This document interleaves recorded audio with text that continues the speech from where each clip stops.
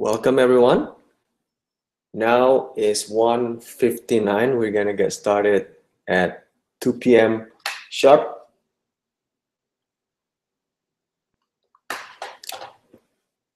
Giving people a little bit more time to get here to join us.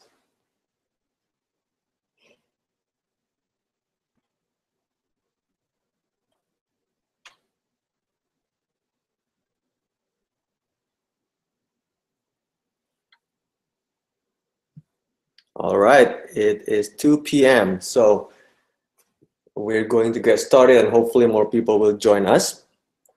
Couple housekeeping rules. We will have Q&A at the end, so please keep your questions until the end. We have a lot to cover, so I don't want the flow to be interrupted because I want to make sure that I'm respectful of your time. But we'll have time for Q&A, and we can even continue that offline. I will give you my contact info in the end.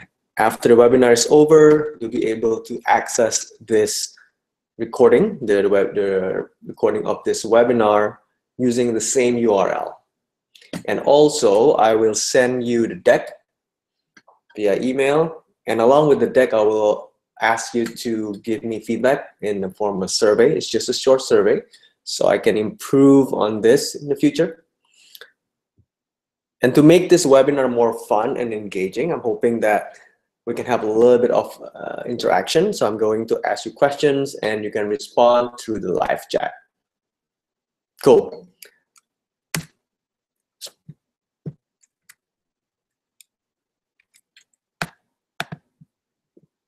Now,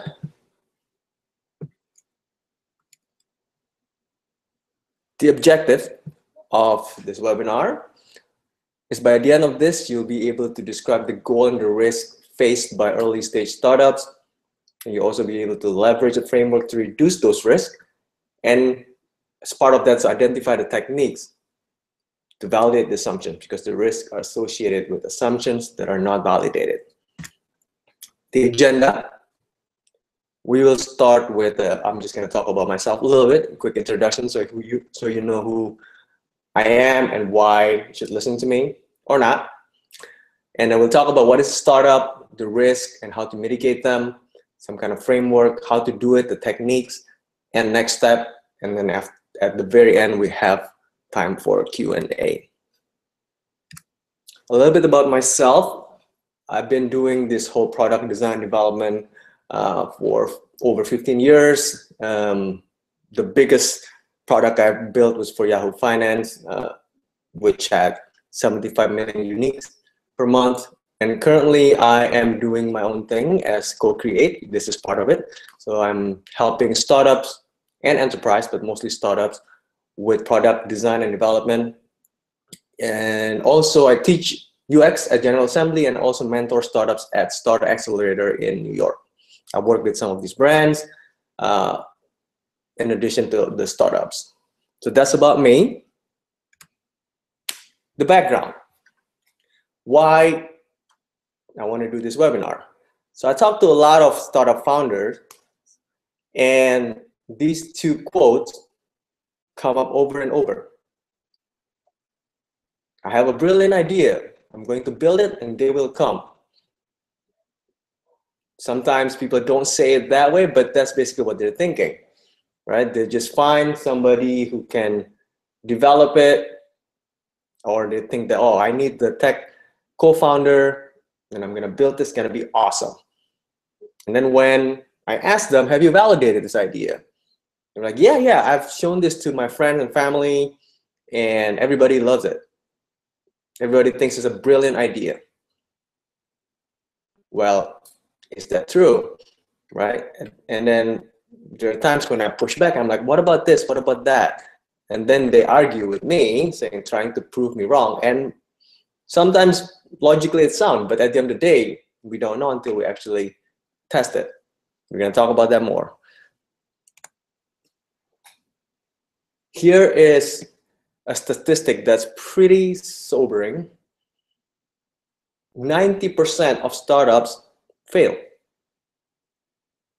I'll let that sink in for a little bit here. 90%. So of course, when we're starting our startup, entrepreneurs are the optimistic type, and we want to believe that we're part of the 10%, right? But the numbers just, it doesn't lie. There's the source there. If you want to click on it, you can when you get the deck. And why? So I see that on the live chat, Krisia and Gregory joined.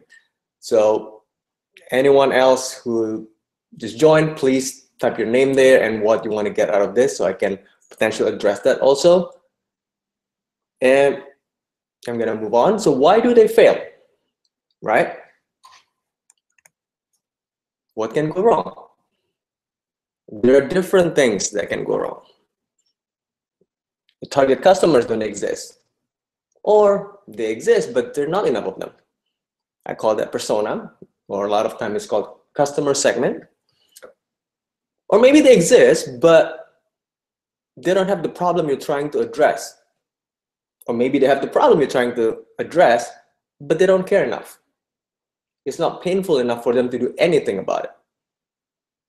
Well, maybe, you validated this whole thing. You identified that they're real people with real problems. There are enough of them, and they want to address this problem, but they're not willing to pay the price that you're charging for that solution, or they can't afford it, right? Or maybe you already addressed the pricing part, the problem part, the persona. So there are enough real people who have a real problem, and then they're willing to pay this price. But then when you create your solution, it doesn't address the problem well enough. It doesn't satisfy the customers enough for them to come back wanting more. Or maybe you also address that, but then your solution is too hard to use. The cost of switching is too high. There's an example recently about this is an app to open doors, right? To replace key cards. Like some in the office buildings, there are key cards where you can like beep to unlock the door, and there's an app for that. This people trying to make the app. It sounds like a good idea, right? Like, oh, this is a flashy, sexy thing. But then in reality, when we actually tested the solution, it's just taking too long. So first you have to take out your phone, then you have to unlock it, and then you have to find the app, and then you have to find the right door to open, and then you have to unlock it. How many steps are there? Like at least 4. While if you just have your key card, like normally there's you have it in your pocket or something, and you just like bring it closer to the reader, beep, done. So why would you use the app, right? So there are a lot of things that can go wrong, and many, many more in addition to these things, and also the details, the pricing. How do you charge your customers? Is it a one-time fee? Is it a subscription? Is it a freemium model? A lot of these things, right? If nothing else, if you get nothing else from this webinar, the takeaway that I hope you'll remember is that you need to be thinking about what can go wrong. So it's a paradox. Entrepreneurs, as I said earlier, are drawn to the idea because we see opportunities. They're optimistic about like, oh, they can make a difference, they can change the world. But to actually bring the idea to life and not die in the process, we need to actually identify the risk. We need to be paranoid. So there are things that could kill your startup, like a lot of things. So now let's step back and ask the question, what is the purpose of a startup? Why does it exist? This is a quote from Steve Blank, one of the legendary investor, teacher. So he's the person behind the whole Lean Startup before it was called Lean Startup. So one of his students, actually, his best student, he said, Eric Ries actually created the whole Lean Startup movement by writing a book. But this started by Steve Blank, and he still teaches them. So if you got time, please YouTube him, read what he writes. Brilliant, brilliant man. Anyways, going back to the purpose of startup. A startup is an organization formed to search for a repeatable and scalable business model. I highlighted the word search and business model here because that's why startup exists. It's not to execute on a well-defined plan or something that already exists, but actually to find a business model that is repeatable and scalable. Now the question then, what is a business model? This might seem elementary, but it's worth reviewing. So a business model is the way in which a company generates revenue and makes a profit from company operations. So company operations, meaning that just regular day-to-day. So in the end, it becomes a day-to-day operation, day-to-day work. The goal is for the business, the entity, to make profit, right? In order to make profit, they need to generate revenue and also keep the costs low. In order to generate revenue, basically taking money from other people, from the customers, then they need to actually provide value. So in order to extract that value from their customers, they need to provide real value. Now, a lot of people get business model and business plan confused. What's the difference? Business model is like the plumbing system to make the business work, right? These are the different pieces that fit together, and then we know that it's going to work. Business plan is to execute on achieving the goal that we set based on an existing business model. So the business model already exists, and we want to achieve a goal. For example, certain sales target. How are we going to get there? Then we create the business plan. Maybe advertising campaign, this way, that way, using this marketing channel, and so on and so forth. Lean Canvas is a good tool that we can use to actually visualize our business model. This is created by Ash Maurya, adapted from Business Model Canvas by Alexander Osterwelder. You can also find that Business Model Canvas, just Google it. It's really good. It's very similar to this, but this is more focused on tech startups. And you see here, there are different things, and they have numbers in each of these boxes. That's the order of addressing these different pieces of your business model. So you start with the problem and customer segment. You can't really address one without the other, because if you have you define your customer segment, your persona, which I call the persona, but then they don't have the problems, and you got the wrong persona, right? So the two come together, they work together. That's why you need to work on it together. So first, problem and customer segment, and then after you figure that out, then you go to number 2 in the middle here, unique value proposition, right? What differentiates you from your competitors? Your competitors in this case, in a lot of cases actually, is the existing solutions. For example, imagine that you were creating Uber before Uber came into existence. Your competitors would be yellow cabs, the black cars, or other mode of transportations, right? So the existing solutions. Why are you better? What is the core thing that makes you better than the existing solutions? This is why then the customers who have this problem will switch to you, will give their money to you as opposed to the existing solutions. Okay. And then after you figure that out, so you got like, okay, this is why we're going to take the market share from these existing solutions. Then from there, you start creating the actual product, the actual solution first before the product. So the solution, then you identify the 3 features, top 3 features, so that you can get your customers to experience that thing that makes it different and makes it worth buying. After that, then you identify number 4 here, the channels, the marketing channels. How do you get to the customers? How do you tell them about this amazing thing that you're creating that's going to make their life so much better, right? So you identify that, and then as part of that, also the next one would be to identify the cost and the revenue streams, the cost structure and revenue streams. The two combined together becomes your profit. And you can only move forward if you know that you're moving forward.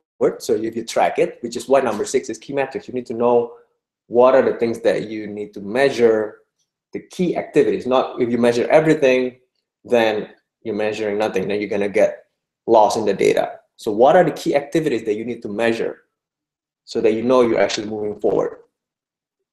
And as you see that you're moving forward, then number 7, the last piece here, is the unfair advantage. How can you actually build this thing, this business, around the core thing that makes you different? Number 2, the unique value proposition, so that you can actually protect your business. It's not easily copied, right?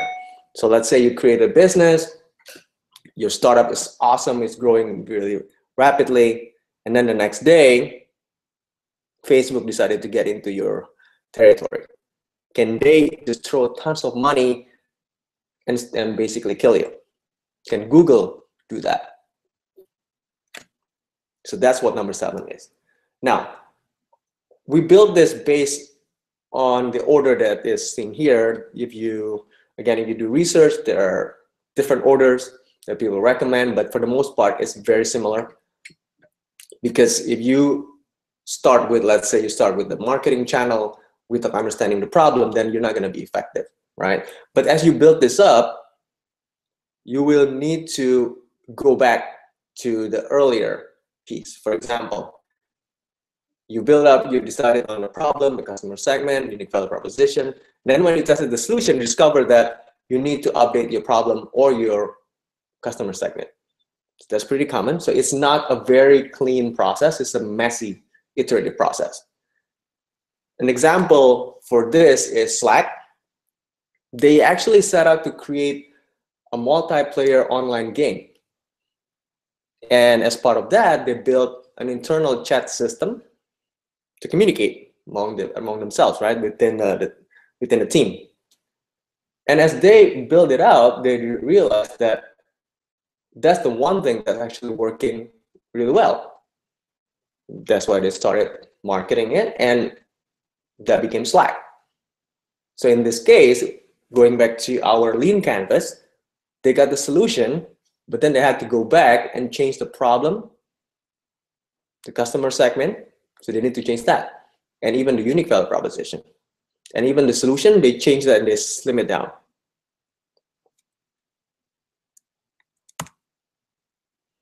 So why do we start with persona and problem? The number 1.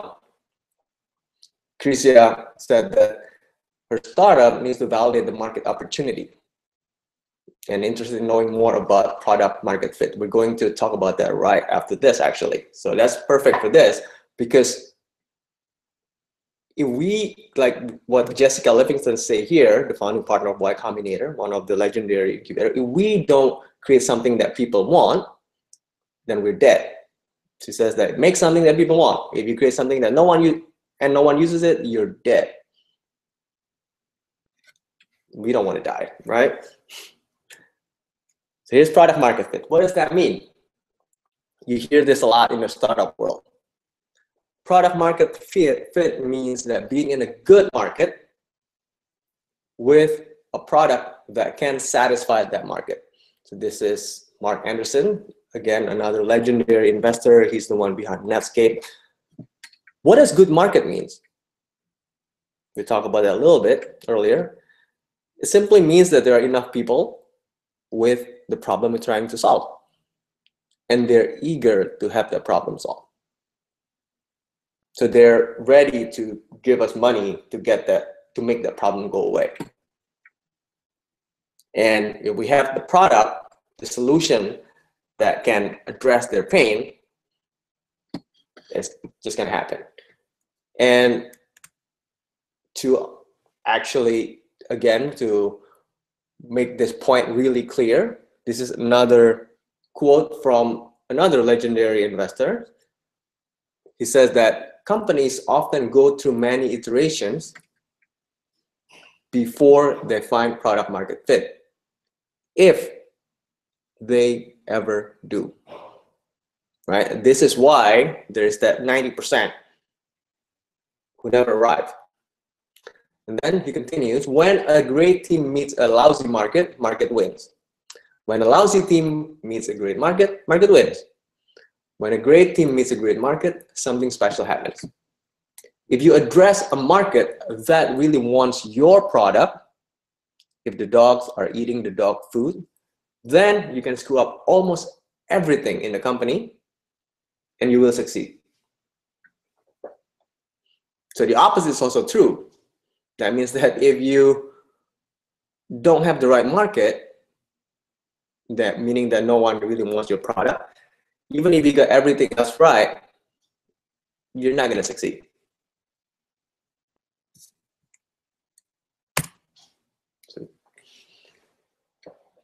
So why did startup fail? Number one reason, no market need. So this is a chart created by CB Insights, the top 20 reasons why startups fail, based on analysis of 101 startups that they talked to post-mortem. So startups who failed told them that these are the reasons why they failed. The first one is no market need, by a pretty significant margin there compared to the second one. Second one is run out of cash, and only the third one is not the right team. So number 1 and 2 are actually connected. So in order for the team to find the market, the right market, they need to try different things, try to talk to customers and whatnot. And for that, they need cash, right? So they need to move fast. We'll talk about it a little bit more. Which is why your focus, according to Sam Altman, the president of Y Combinator, is that until you get product market fit, you want to live as long as possible. So don't die. And as part of that, while you're still alive, you want to iterate as quickly as possible. Right? This is why some of the startups die, because they wait too long and they don't iterate quickly enough. And the cost of not progressing. So imagine that you're working in a low-paying, like your low-paying job that you get paid $15 an hour. Even if you just get paid $15 an hour, that means your opportunity cost is $120 a day, which is $600 a week, or $2,400 a month. It's the same thing. So if we calculate that, which means that rather than working on your startup, you could have been making this money every hour, every day, every week. So every day you're not progressing, it costs you $120. Every month you're not progressing, costs you $2,400. And the risk of competitors getting ahead of you, because most likely you're not the only one working on that problem.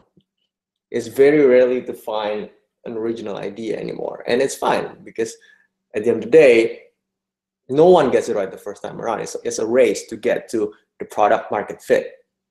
So if you're not progressing and somebody else is progressing, there's a risk there. So how do we talk about iterate? How do we iterate? Lean startup methodology is a good way to do this. So the loop looks like this. Depending on where you are, if you got nothing, you start with the learn, and then you build, and then you measure. That's one loop. So that's one iteration. You want to go through this as many times as you can while you're still alive. So the goal is to try to maximize the number of times you can get there before you run out of money, and hopefully you hit product market fit before that happens. So the process goes like this. You identify an assumption to validate. So you pick one of those boxes that you want to validate. let's say the customer segment, and then form a hypothesis. Hypothesis simply means that if we do A, then we can get B as the result, and that's repeatable. So it's always that way. And then you build the experiment, right? You build the experiment, and then you measure the experiment's result, and then you go back to form another hypothesis.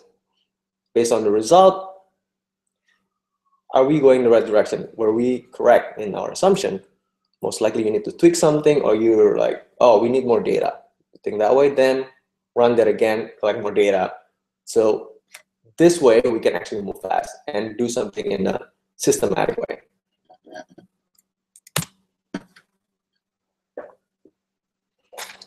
Here's an interesting quote about the iterative process by one of the most well-known inventors, of course, Thomas Alva Edison. I have constructed 3,000 different theories in connection with the electric light, each one of them reasonable and apparently to be true. Yet, only in 2 cases did my experiments prove the truth of my theory. Pretty crazy, right? Out of 3,000, only 2 of them proved to be actually accurate. And what's interesting here is that each one of those 3,000 theories, just 3,000 assumptions, appear to be true and reasonable. So he thought that any of them could work. The same thing with us. Our great idea, every single one of them, we're going to market it with social, we're going to price it this way, but all those are assumptions. All those are different theories. Most likely, you'll end up with something else. In fact, no one gets it right the first time around. I haven't seen it. Now, how do we do it?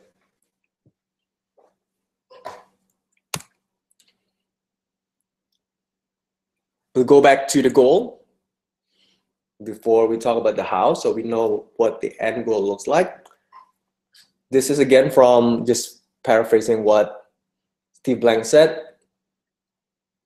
The purpose of a startup, the goal of startup is to find a repeatable and scalable business model before running out of money and time. The way we do that, we start with the lean canvas. We talk about this. So start by just doing a brain dump. What are your assumptions? Just put it on paper. Or if you want to use an online tool, there's the link there. You can use that tool quickly. Just put it on paper so that you know what you know or what you don't know, or at least your assumptions. And that way you can start identifying what you need to validate. After you got that on paper, of course, the first thing is to address the first part of this, the 2 pieces, the problem and the customer segment, or again, I call it persona. The way you do that is to identify who your persona is. Start with your assumption again, and try to find them, talk to them. And in this case, when you're talking to them, don't try to pitch them anything. Don't try to sell them your product or your solution. Just listen and try to get their problem. It's more like talking to a good friend when they're complaining about something. Let them talk, right? Let them talk about the problem and just try to be understanding, try to listen to the problem. Don't try to solve it right there. Listen to the problem. And identify the problem that you can potentially help with. Because I'm sure that they have a lot of problems that we are not in a position to help. But there are problems that we can potentially help with, so identify those problems. And then go back to your lean canvas and iterate on your persona and problem. Here's a tool or technique that you can use. The picture here came from a session that I did, a workshop at The Economist. So The Economist product team also did this. It's a sketch of a persona. So it's not a document that you'll show your investor or stakeholders. It's just like a sketch of persona based on what you know and what your team knows. So this is also a good exercise to do with your team. Have them in the same room and then try to create this persona. Just get all the assumptions about our target customers and their problems on a paper. This is a starting point though. It's not something that you do once and then done. It's a starting point and it needs to be validated with real data gathered from doing research, meaning that from actually talking to real users, right?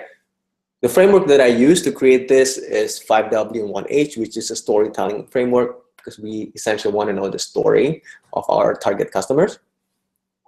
So the 5W and 1H is who, why, where, when, what, and how.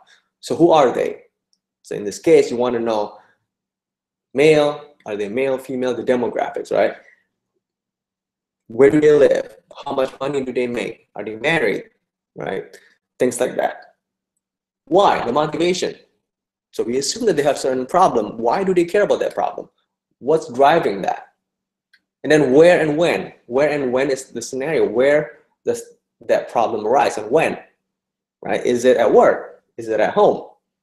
Is it during the day? Is it at night? Is it during the weekend? And what do they do to address that now?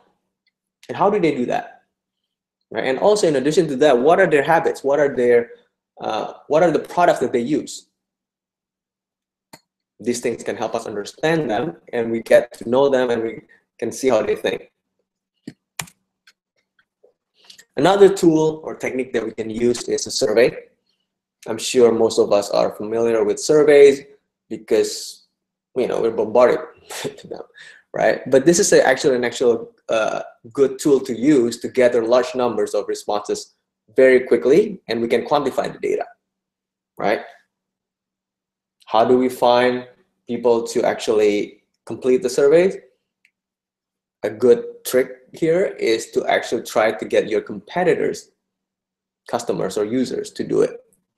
Why? Because these people already pay money to have this problem solved. So they have this problem. So that's a shortcut to get this. And this is also a good way to recruit people to do user interviews on. So basically to talk more about this problem with. So at the end of the survey, what you can do is to have an empty field, an open text field, where you can ask them if you would like to help us more with the product development, please leave your email address. So that's a sign up form in a way, right? Different tools that you can use. There are so many different free tools there for survey, like Google Survey, Typeform, and many others. With survey, you can get some data, but you can't get deep, right? Because it's something that people just complete within a few minutes, and then you get that data on a high level, on the surface. To go deeper, to get into the real problem, whether it's painful or not, what do they do about it, and those things, user interview is the best way to do that. What it is a one-on-one conversation with your persona, your target user, right? It's not a focus group. Focus group is basically one moderator with few people in the same room, and a moderator lead the conversation. In this case, it's more informal. Again, like what I mentioned earlier, it's simply like you're talking to a friend and have this friend tell you about her problems. No. You recruit these people based on your persona. Again, survey is a good tool to filter qualified users. So after you create the persona, you identify the different demographics, what do they do, and all these things. You use that to create the survey and to recruit these people, to qualify them, right? So this way, you're not just talking to just random people. It's more targeted.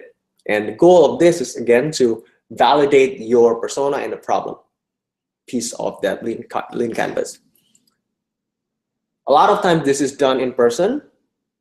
So you can potentially go to a coffee shop, meet them there and whatnot, depending on who your target audience, if they're there, that's great. Or a lot of times it's actually more efficient if you do this using one of the online tools. It's not as rich, but you can still get a lot of things from there. Google Hangout, Zoom, Skype, they're all good. And if you can, record it. Record the conversation so your team can also observe if they can't be there, or you can also replay it, right? Because you can't capture everything while you're doing the interview. Another thing that would be good is that to do it with a partner. So one person would lead the conversation while the other person takes notes. Some of the best practices: keep it conversational, not like a survey. That means that instead of saying, hey, instead of asking them, what's your name? How old are you? How much money do you make? All those survey questions that require just short answers like factual stuff. Keep it conversational. Ask them about, the problem that they're having and all those things. For example, if I'm trying to create, again, using Uber as an example, let's say I'm trying to create Uber, then I would ask them questions about transportation, right? When was the last time you had to use taxi? And then the person would say, okay, last time was last night. What happened? Why did you need to use taxi? Why did you need to get car service? And that person will tell me the story and keep asking that kind of open-ended questions. So open-ended questions are questions that require more than just yes or no or just factual information as the answer. Keep the user talking. Then what? What happens after that? Right? Things like that. And then you can also ask, what does that mean to you? And as I showed earlier, ask about past behavior, not intention. An example here: how many times they've been to the gym this week, not how many times they plan to go to the gym next week. Because we all have our ideal self, and we believe that we're going to do something that we're probably not going to do, the aspirational self. But behavior, past behavior, is very accurate. And then also ask follow-up questions. 5 whys. Again, be a 3-year-old, right?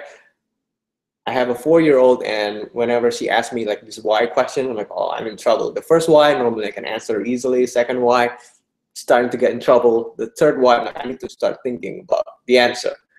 So this is a good way to get to the root of the problem. I'll show you an example a little later with the problem framing story. Probe when you hear strong emotion. For example, you hear the interviewee say, oh, that was frustrating. Then probe, what is frustrating about this? Or they say something, oh, that was so cool. What's cool about that? Right? So you know that there's something that they care about that triggers that strong emotion. So find out. And then even better if you can ask them to show you how they solve the problem currently. Using competitors' product is a good way to do this. When I work at Yahoo Finance's portfolio product, we did this. So we basically asked our participants to tell us what portfolio product they use, Google Finance or their brokers. And then we created fake account, basically, a test account that they can use, and so that they can show us how do they use that. It's always better than just talking about it if they can show it. Now here's the problem framing story I mentioned earlier. So you talk to these people, you do surveys, and you discover that, okay, I think this is the problem. Now, is it really a problem? Is it painful enough? This is a good way to test it. The format goes like this. Hi, my name is, the name of the persona that we use, and then I am a, who is she, what does she do, just short description of the persona. Then I have a real problem, describe the problem briefly. Now here's the kicker. This hurts me because, what are the consequences of the problem? If I said that I have a problem that I'm not eating healthy, this hurts me because I feel bad. I'm not going to do anything about it. But if this hurts me because then I can't find a date or I can't find a job because of my health problem or something like that, then the consequences become real. Then I'll do something about it. Then the next part, besides me, who else suffer from it? I have tried this and that, the different solutions, but it didn't work because why? Right? This could be a good format also to use when you're talking to this user, not necessarily following the format to the T, of course. You can ask them like, oh, once you discover the problem, why does that hurt you? Ask about the consequences. And then from there, you can also ask them, besides you, anyone else you know actually have this problem, right? And then also, what have you tried? Why didn't it work? You see how this can help you with the conversation also? So here's an example. Hello, my name is Allison. I am a 25-year-old female working as a financial analyst, and I have a real problem of forming an informed opinion on world events. So this was from The Economist. So we talked to a lot of people, and some of them said this. So this is always the problem that they have. Like, they have problem forming an informed opinion on world events. What does that even mean? In a real way, it's just like, what? That sounds like the right answer. But then it gets interesting when we talk about, how does that hurt you? This hurts me because I can't contribute in conversations at work, which makes me look ignorant. Now that becomes real right there, right? She doesn't want to look ignorant at work. She cares about work. And besides me, my friends who work in finance sector have this problem. I have tried reading multiple news sources, but it didn't work because I rarely have time to read multiple news sources. Then you start seeing the story here, right? So in this case, how do we know that we've done enough? I got this question quite a bit. So you know that you've done enough when you can actually be confident that this is what they're gonna say. When you're talking to, first you can find these people easily. It's almost like you go to a coffee shop and you see like 10 people, you can point to one person, like that one is the one that would fit my persona. And then you almost have like this psychic ability to tell them what their problem is, to describe their problem. So that's how you know. And how many people do you need to talk to? A lot. Normally, in most cases, you start with 30 people. But don't get hung up on the numbers, just start talking to people. And once you get to the point where you don't feel like you're learning anything new, that's when you know that you've got something solid. Then move on to the next thing. So we got the problem and the customer segment defined. What's next? The unique value proposition. Why should the customers choose you? What makes you different from existing solutions? Why are you better? Right, this is the positioning. So that's why I use this Mac versus PC screenshot, because Apple is the genius behind this, right? Steve Jobs is really good at that. One tool that you can use is, again, this is a template. It's a one-sentence pitch. Normally, this is associated with this kind of scenario where you go to an elevator where you somehow meet somebody powerful, some investors and whatnot, and you got only 1 minute, right, during that elevator ride to give your pitch. What would that be? So it needs to be concise, it needs to be straight to the point. And this is a format from one of the founder, the startup organizations, Founders Institute probably. The format goes like this. My company, and then insert the name of the company, is developing the defined offering. So what is the solution? What is that product? To help the persona solve a problem, right? What is the problem? With the secret sauce. What is the unique value proposition? So you end with that so that the person who's listening to you can actually judge, oh, is that better or not? So that, because that's the last thing that you mentioned, and they'll remember that. So the name of the company first, and the last is what makes you better than existing solutions. So you got that, and the last thing that you want to, not the last thing, the next thing that you want to validate is the solution. So the way to do that is to identify the user's goal, and then from there you identify the core task that the user needs to do to achieve that goal, and then the features that you need to support that task. So you go from the very abstract to more and more concrete. And then whenever possible, solve the problem manually first. An example here is Zappos. So when they started, Tony Hsieh, I think the CEO, the founder, took the orders online, but then he would go to local shoe stores and then ship the orders manually until he validated that there is a demand there, right? Then he built the system to actually do that, the logistics. And when you're ready with the solution, and you know the solution is ready when your customers come back to you, and most of them would return and want more of you, right? More of your solution. Then you need to actually scale. That's when you actually build the product. And when you're ready to do that, that's when you prototype the product. What does that look like? Whether it's an app, a website, and whatnot, and then test it. Customer satisfaction with your solution is the goal here. You want them to come back for more. Story mapping is a good technique to do this. The way this works is that you just use a bunch of post-its, put it on the wall. You start with defining the user goal based on the problem that you want to solve for them. And then from there, you identify the core task to solve that problem, right? An example here for Uber is ordering a car. If you can do everything else in Uber, but you can't order a car, then it's useless. So that's why that's the core task to address first.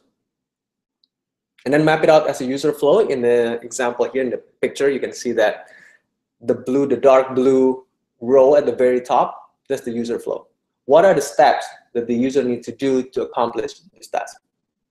And then underneath each of the step, you list out the different features that you need to create, that you need to have to support that step, right? And then you order them, and this is how you identify the top features that you need to have, the minimum that you need to have to allow the user to complete the user flow and achieve the goal. There's the link there under the picture where you can go to an article where it actually talks about this more. So after you figure that out, then you need to build the product. When you're ready to scale, you know that your solution works, you need to prototype it. I recommend prototyping and testing before you build it, because building in real code is very expensive. So you sketch out the screens on paper first, and then quickly test the flow using the paper prototype, the paper I guess the screens that you draw on paper, to make sure that you have all the screens, you have all the steps. And then you create the mockups, the realistic looking screen in Sketch, that is the industry standard. You can use Photoshop or whatever else you want to use, the tools, and then connect the screens to make them interactive so you can test them. These are some of the tools, industry standard. Not going to spend more time on this. And then you do usability tests. The goal here is to make sure that the user can complete the flow, right? So you have the solution, and then you recruit users like you did for the user interviews, and then you provide the context. You are this and that, and you're trying to do this. And then have them complete the task, the defined task that you give them, and you observe, and you can probe. So for example, they try to do something, and then they do something that you didn't expect. So that instead of clicking on the button that you want them to click, they're trying to swipe. And they get frustrated, and you can probe there. What do you expect to happen, right? So in order to get the right reaction, you want to use a realistic looking prototype, which is why we need to build it in Sketch or Photoshop. And here's the best part. Whenever possible, try to get them to pre-order your product, because the real validation comes with cost. When they give you their money, then you know that you got something. I got this question quite a bit. Should I wait until I have the MVP built?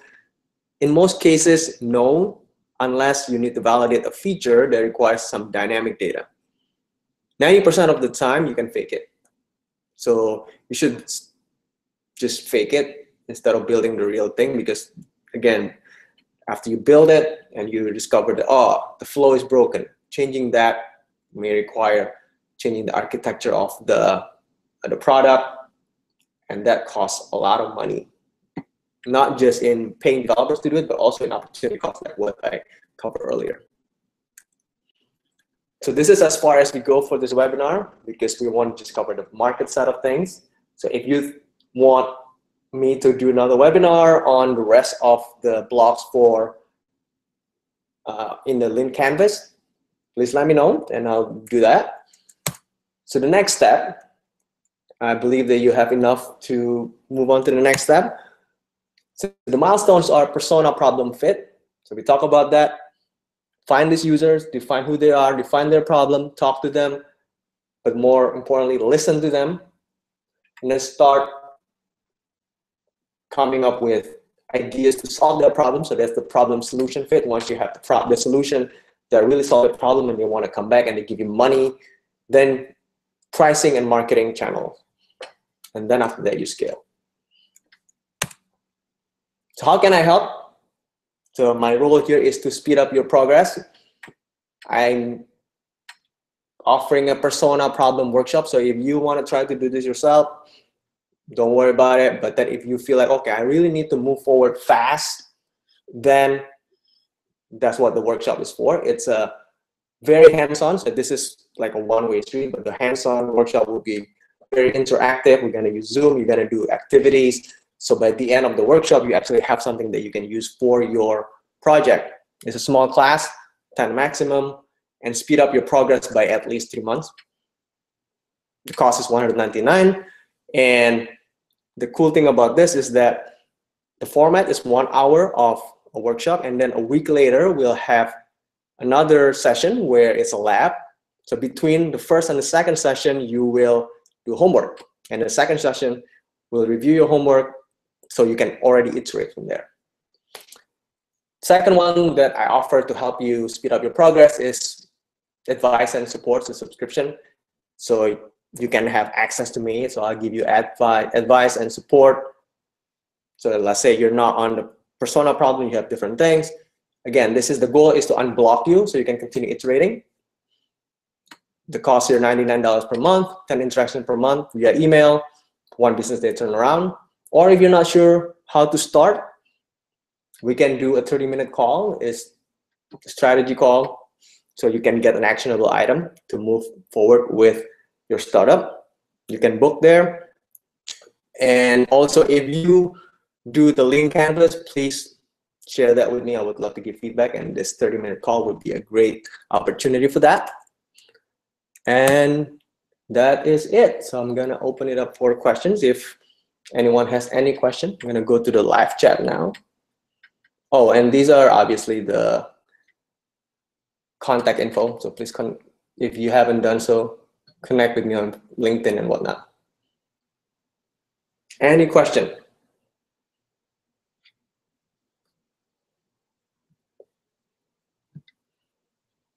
Going once.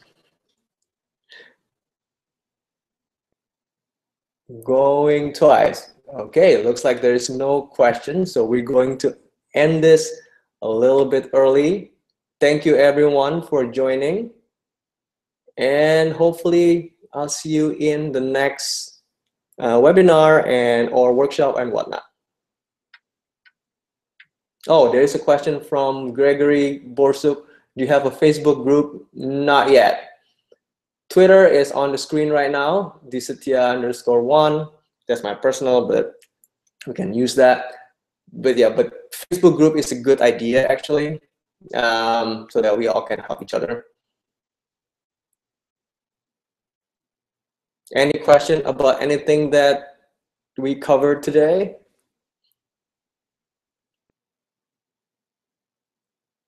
Nope. Okie doke. Thank you, everyone. Have a wonderful day. And I'll see you next time.